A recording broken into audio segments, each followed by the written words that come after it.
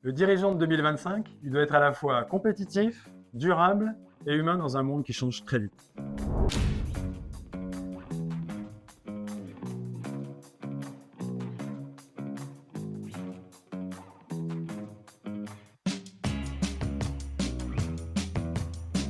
Dans un contexte très compliqué, où la vision stratégique du dirigeant à long terme c'est considérablement réduite à une priorité aujourd'hui, c'est la gestion du cash à très court terme. Mais dans ce même temps, il doit aussi s'adapter. S'adapter pour saisir des opportunités business, pour maintenir ses emplois et pour attirer de nouveaux talents. Le dirigeant de 2025, il doit être à la fois compétitif, durable et humain dans un monde qui change très vite.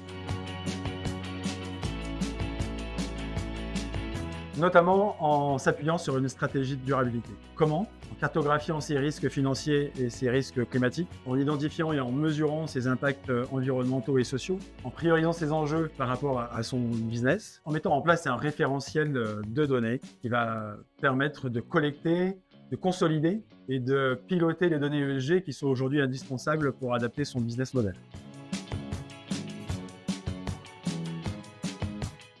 Tout simplement pour répondre aux appels d'offres, pour rester référencé ou se faire référencer par un grand donneur d'ordre qui, lui, est soumis à une réglementation qui lui impose de demander à ses fournisseurs un tas de données ESG. On le voit, les critères ESG s'imposent progressivement dans le business, même si la CSRD aujourd'hui n'est plus du tout obligatoire pour une grande partie des entreprises.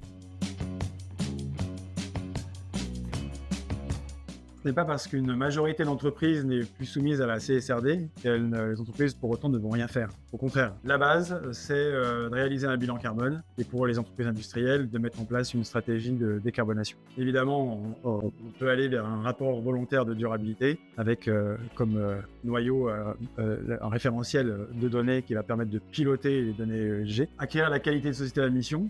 Si et seulement si c'est une finalité, une espèce de cerise sur le gâteau, identifier et valoriser ses actifs immatériels, parce que les actifs immatériels représentent 80% de la valeur d'une entreprise aujourd'hui, et c'est largement sous-estimé. Et enfin, compter ce qui compte en allant vers une comptabilité socio-environnementale claire.